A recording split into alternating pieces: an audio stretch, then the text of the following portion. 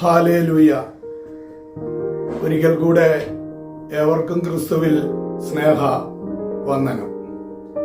കഴിഞ്ഞ ദിവസം അലസത ഉണ്ടാക്കുന്നതായ വിപത്തിനെ കുറിച്ച് ചില കാര്യങ്ങൾ നമ്മൾ ചിന്തിച്ചു. അതിന്റെ നേരെ വിപരീതമാണ് ഉത്സാഹം അഥവാ എന്തൂസിയാസം എന്നുള്ളത്.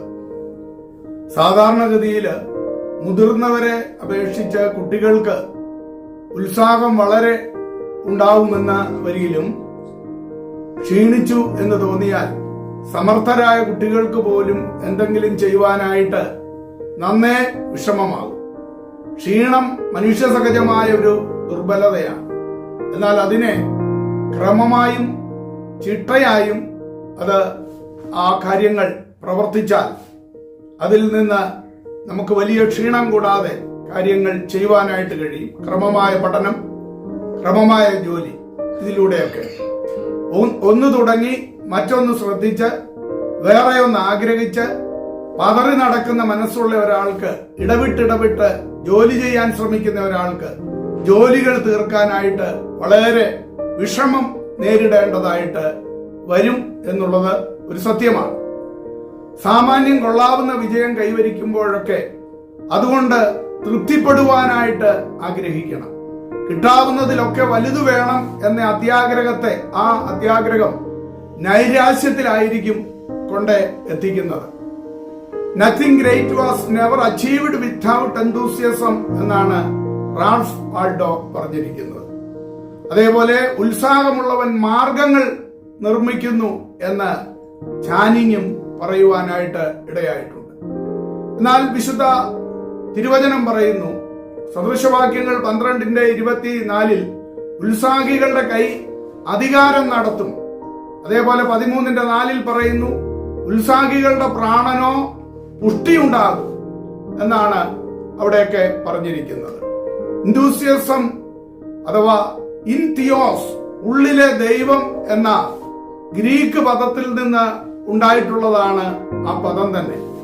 അതിനർത്ഥം ദൈവത്താൽ പ്രചോദിതമായ എന്നാണ്.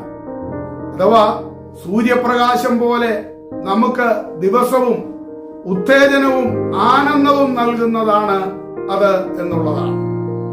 അപ്പോൾ യഥാർത്ഥമായിട്ട് ദൈവത്തിന്റെ കരങ്ങളിൽ ഏൽപ്പിച്ചു കൊടുക്കുന്ന ഒരു വ്യക്തിക്ക് മാത്രമേ ആ ഉത്സാഹിയായിരിക്കാനായിട്ട് കഴിയുകയുള്ളൂ. റോമാലേഖനം 12:11 പ്രകാരം പറയുന്നു, ഉത്സാഹത്തിൽ മടുപ്പില്ലാതെ കർത്താവിനെ സേവിക്കുവീൻ എന്നാണ് അവിടെ പറയുന്നത്. ഇതിനെല്ലാം യഥാർത്ഥമായി വേണ്ടുന്നത് ഒരുവൻ ദൈവത്തെ സേവിക്കുന്നതിൽ, ദൈവത്തെ ആരാധിക്കുന്നതിൽ, ദൈവത്തിന്റെ വചനം പഠിക്കുന്നതിൽ അവൻ ഉത്സാഹമുള്ളവനായിരുന്നാൽ അവന്റെ ജീവിതത്തിൽ അവൻ എല്ലാ കാര്യത്തിലും ആ ഉത്സാഹം പ്രകടിപ്പിക്കുവാനായിട്ട് കഴിയും. അവൻ നിരാശനായി തീരുകയില്ല, അവൻ അലസനായി തീരുകയില്ല എന്നുള്ളതാണ് നമുക്ക് മനസ്സിലാക്കുവാനായിട്ട് കഴിയുന്നത്.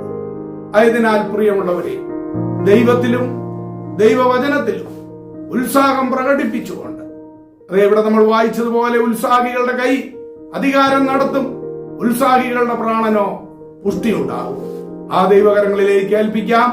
അവിടുന്ന് നമ്മെ ഏവരെയും അനുഗ്രഹിക്കുമാറാകട്ടെ. ആമേൻ. ആദ്യ സ്നേഹം വിട്ടുകളഞ്ഞൊരു ആദിമസഭ പോലെ ആവരുതിനിയും തിരികെ വരാം, നാം ഉണർന്നെഴുന്നേൽക്കാം. നാളിനി അധികമില്ല, നാം ദീപമെടുത്തിടാം. ഇരുളാകുന്നതിനും മുൻപേ നാം എരിഞ്ഞടങ്ങിടാം. നാളിനി അധികമില്ല, നാം ദീപമെടുത്തിടാം. ഇരുളാകുന്നതിനും മുൻപേ നാം എരിഞ്ഞടങ്ങിടാം. സഭയേ ഉണരാം, ദൈവസഭയെ അലസത വെടിയാം. മണവാളൻ തൻ കാഹളനാദം കേൾക്കാൻ സമയമതായി.